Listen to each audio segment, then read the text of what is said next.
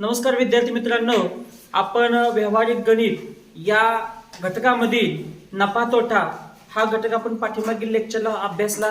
आज आपण व्यावहारिक गणित याच घटकामधील दुसरा घटक शेकडेवारी पर्सेंटेज हा घटक आज आपण इथं पाहूया.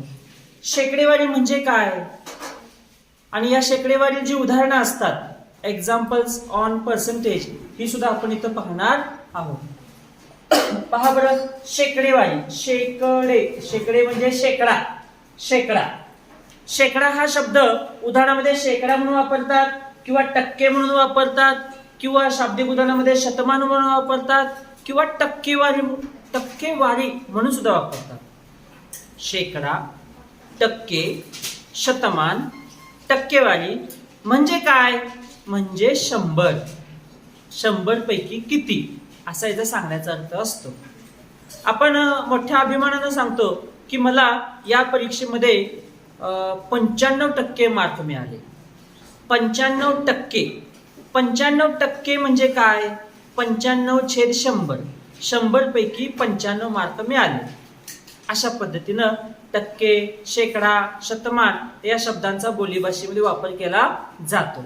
आता हे 100 पैकी म्हणजे शतमान हा जो आहे मुद्दा, हा शतमान हा नेहमी अपूर्णांकामध्ये लिहिला जातो. तो कसा लिहिला जातो बघा, यामध्ये छेद नेहमी 100 असतो. बघा, 100 पैकी या शब्दामध्ये अर्थ कळाला असेल आपल्याला की छेद किती असणार? 100 असणार. उदाहरणार्थ 35/100 म्हणजे काय? 35%. म्हणजे काय? शेकडा 35. अशा पद्धतीने. आणि हेच आपण दशांश अपूर्णांकाच्या मध्ये लिहायचं म्हटलं तर 2 शून्य आहेत, पॉइंट नंतर 2 घरं पाहिजेत. 35 लिहिलं, 2 घराच्या अगोदर पॉइंट दिला, 0 दिलं, 0.35 0.35 किंवा 0.35 अशा पद्धतीने आपण वाचन करायचं असतं. आपण अगोदर शिकलेलो आहोत. पण शेकडेवारीमध्ये 100 हा नेहमी छेद असतो. हा मुद्दा इथं आपल्याला महत्वाचा आहे. आणि या शेकडेवरती अनेक उदाहरणं असतात. ही उदाहरणं आपल्याला सोडवायची आहेत. खूप सोपी आहेत, तुम्हाला सुद्धा सहजरित्या समजतील. काळजीपूर्वक तुम्ही हा व्हिडिओ पहा. प्रश्न पहिला पहा, 9900 चे. ठीक आहे, चे इथं आलेले दिसतोय आपल्याला. चे च्या ची म्हणजे गुणाकार असतो, आपण पाहिलेला आहे. 9% म्हणजे किती? पहिल्या शब्दाचा अर्थ लावूया आपण. 9900 ही संख्या लिहूया तरी. कशी लिहायची ती बघूया. 9900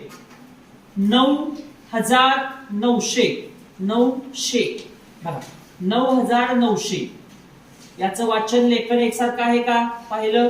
चे म्हणजे गुणिले 9%. 9% म्हणजे 9/100. हा मुद्दा आपल्याला इथं याचं रूपांतर असं लेखन करता आलं पाहिजे. शेकडा 9 बोलले असते तरी 9/100. 9% बोलले असते तरी 9/100. शतमान 9 म्हटले असते तर 9/100. हे लिहिता आलं पाहिजे. किती बरोबर किती, सिंपल. याचं उत्तर आपल्याला इथं काढायचं आहे. काढूया. 9900 गुणिले 9 भागिले 10 100.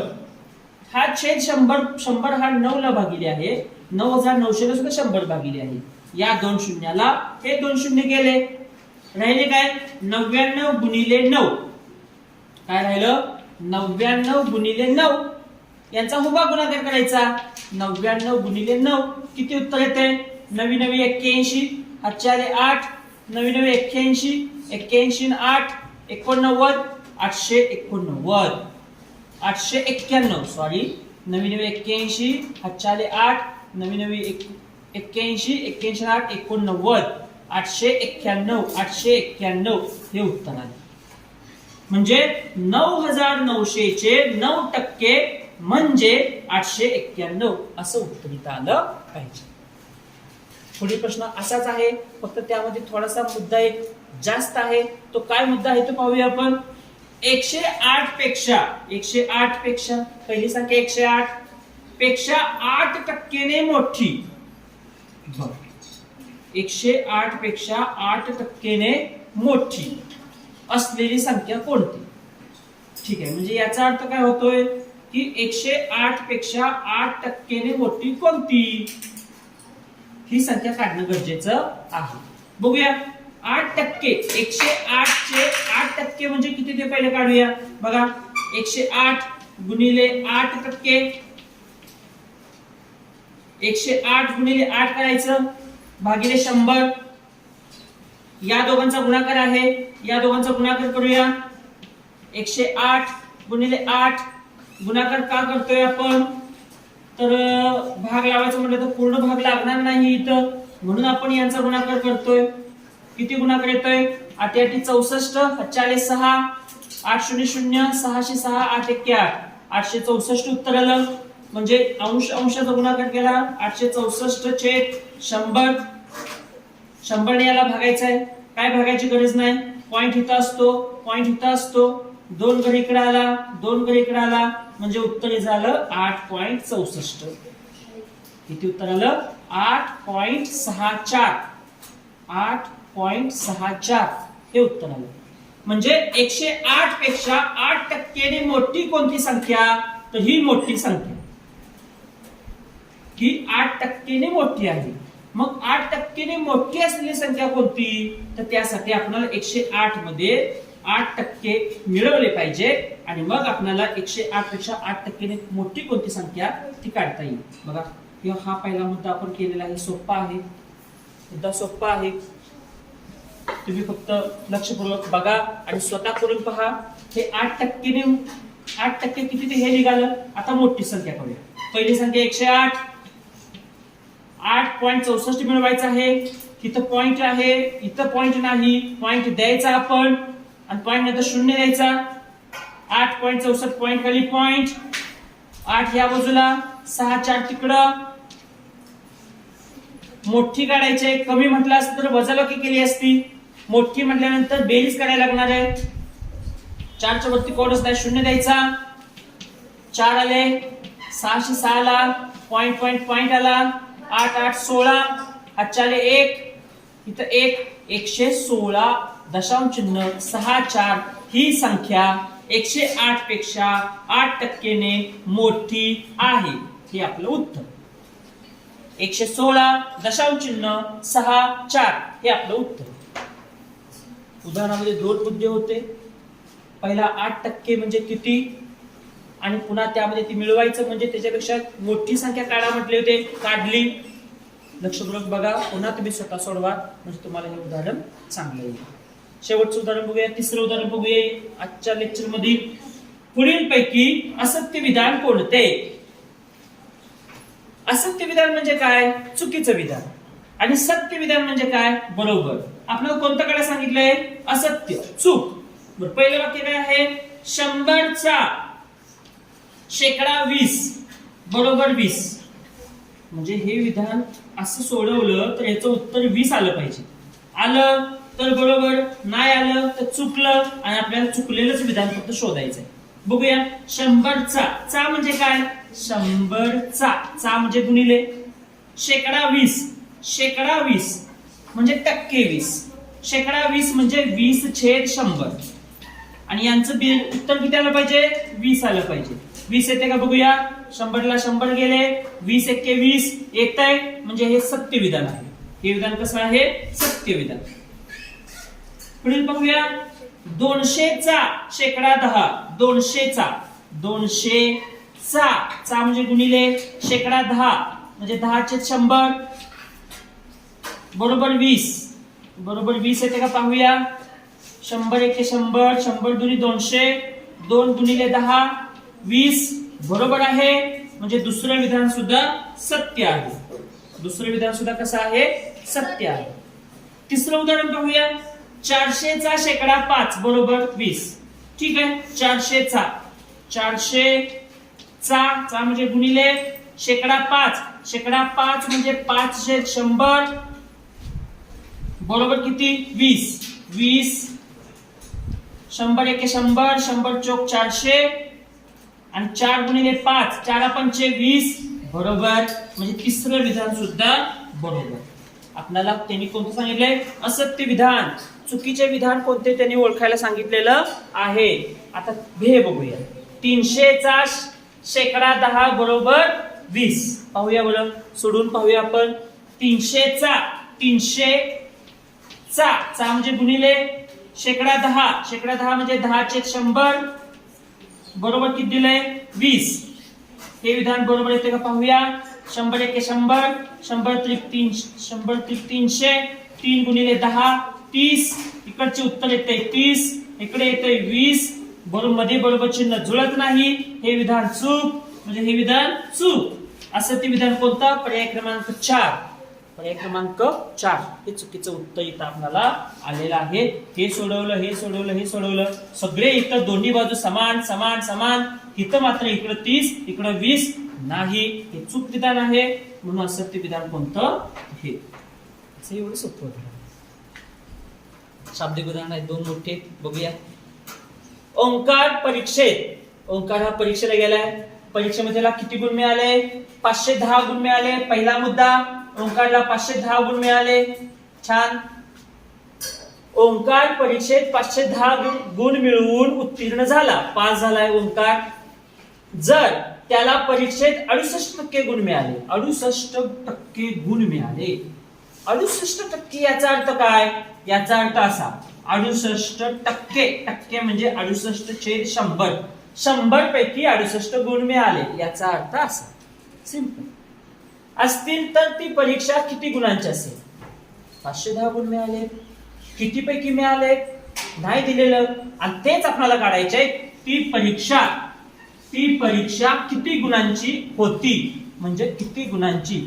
जसं म्हणतो आपण 100 पैकी 68 मिळाले, मग हे किती पैकी 510 मिळाले असं आहे. हे टक्क्यात आहे आणि हे गुणात आहे. हे दोन्ही बाजू समान असल्या पाहिजे. लक्षात घ्या. असे उदाहरण आलं तर अशा पद्धतीने मांडायचं. इतक्यापैकी इतके तर 100 पैकी किती, किंवा 100 पैकी इतके तर ह्याच्या किती पैकी 510, किंवा 100 पैकी एवढे तर एवढ्यापैकी किती. असं वेगळे प्रश्न असतात. मांडणी मात्र अशीच पाहिजे. आपल्याला आपण सममूल्य पूर्णांक सर्वांना माहित आहे, त्या पद्धतीने आपण सोडवून तरी सुद्धा चालेल. त्यासाठी काय करायचं? आपण पहिल्यांदा अतिसंक्षिप्त रूप लावण्याचा प्रयत्न करायचा. बघा, 68/100 आपण 2 ने पहिल्यांदा लावून बघूया. 2×5 10, 2×0 इथं 2×3 6 आणि 2×4 8, 34/50. अजून अतिसंक्षिप्त रूप लागतंय. बघा, 2×1 2, 2×7 14 आणि 2×2 4, 2×5 10, 17/25. 17/25. आता 17/25 ला काही भाग लागत नाही. मग आता 510 छेद चौकट इथं काढायच्या संख्या आणि 17/25 यांचं किती येते ते आपल्याला फक्त पाहायचं आहे. 68/100 म्हणजे किती?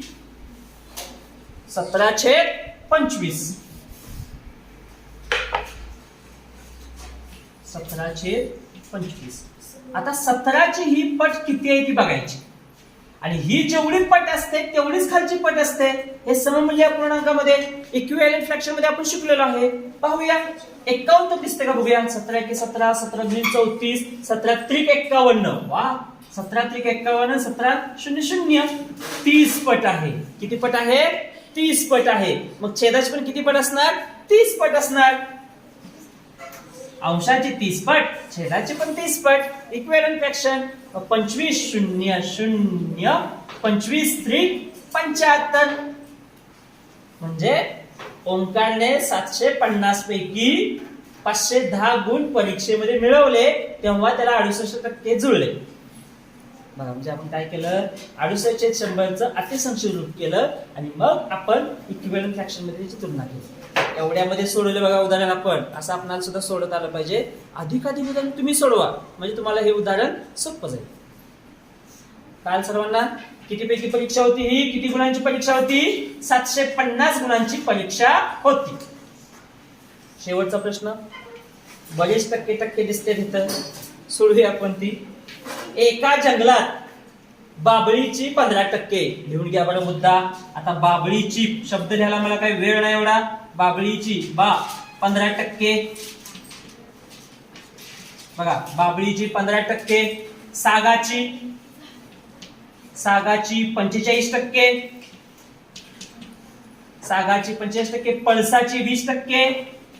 पळसाची 20% व उरलेली जांभळाची टक्के 100 पैकी 15, 100 पैकी 45, 100 पैकी 20 आणि उरलेली जांभळाची किती? उरलेली जांभळाची झाडे आहेत. जांभळाचे टक्के दिलेच नाहीत त्यांनी. किती बरं असतील बघा. 100 पैकी 15, 100 पैकी 45, 100 पैकी 20 आणि उरलेली म्हणजे 100 पैकी उरलेली. 100 पैकी झाली तर किती? ही 15 आणि 45. 45 आणि 5 50, 10 60, 60 आणि 20 80. 80% इथं झालं. 80% मध्ये बाबळ आली, साग आला, पळस आला आणि उरलेली कसली होती? जांभळाची. जांभळाची किती टक्के असणार आहे? 100 पैकी 80 ही तिघ आहे ती. उरलेली म्हणजे 20%. 80 आणि 20 100. बघा म्हणजे अशा प्रकारे जर आपल्याला काढता आलं पाहिजे, न करता तोंडी उदाहरण सुटलं पाहिजे आपल्याला. बघा बाबळीची 15%, सागाची 45, पळसाची 20 आणि उरलेली. मग ही आहेत किती? 45 आणि 15 झाले 60, 60 आणि 20 80. 80 झाडं ही तिघांची मिळून आणि उरलेली जांभळाची. मग उरली किती? 80 आणि 20. 100 पैकी 20 राहिले ना. मग 20% झाडं जांभळाची. असं काढता आलं पाहिजे. पुढे बघूया काय दिले त्यांनी. तर जंगलात एकूण 5000 झाडे असतील. बर एवढी सगळी 100% म्हणतोय आपण, टक्के म्हणतोय. एकूण झाडे किती येते? 5000 झाडं आहेत. एकूण 5 झाडे असतील तर जांभळाची किती झाडे असतील? जांभळाची किती? जांभळाची 20%. जांभळाची 20%. 5000 पैकी जांभळाची 20%. 20/100 असा आपल्याला या वाक्याचा अर्थ लावला पाहिजे. 5000 झाडापैकी 80% झाड ही तिघा येते. या तिघांची आपल्याला काही विचारलेलं नाही त्यांनी. आपल्याला विचारले फक्त जांभळाची 20% फक्त जांभळाची फक्त काढा म्हटलंय. काढूया. म्हणून 5000 पैकी 20/100. 2 शून्याला 2 शून्य गेले. आता हा अंक 2 पंचे 10, हा शून्य 2 शून्य झाले. जांभळाची किती झाडं असतील? 20,000 झाडं असतील. 1000 झाडं असतील. बघा बोलता बोलता माझा शब्द चुकला. 20% होती. जांभळाची किती झाडं असतील? 1000 झाडं असतील. लक्षात. आणि समजा त्यांनी विचारलं असतं आपल्याला सागाची झाडं किती? सिंपल आहे. काय करायचं आपल्याला? फक्त एकूण झाडं किती? 5000 गुणिले सागाची किती? 45%. सागाची झाडं किती असं विचारलं असतं तर 5000 गुणिले 45/100. या 2 शून्याला हे 2 शून्य गेले. राहिले काय? 50 गुणिले 45. बघा शून्य पहिला एक जादा दिला, हा शून्य. आता 5 ने गुणूया. 5 5 25, 2 5 20, 20 2 22. सागाची झाडं किती असतील? 2250 झाडं सागाची असतील. पण त्यांनी आपल्याला विचारलेत कोणती? जांभळाची विचारले. जांभळाची किती झाडं? 1000 झाडे जांभळाची असतील. अशा पद्धतीनं शेकडेवारीवरती प्रश्न असतात. शेकडेवारीचे नियम वापरून आपल्याला योग्यरित्यानं उदाहरणं सोडवली पाहिजे. धन्यवाद.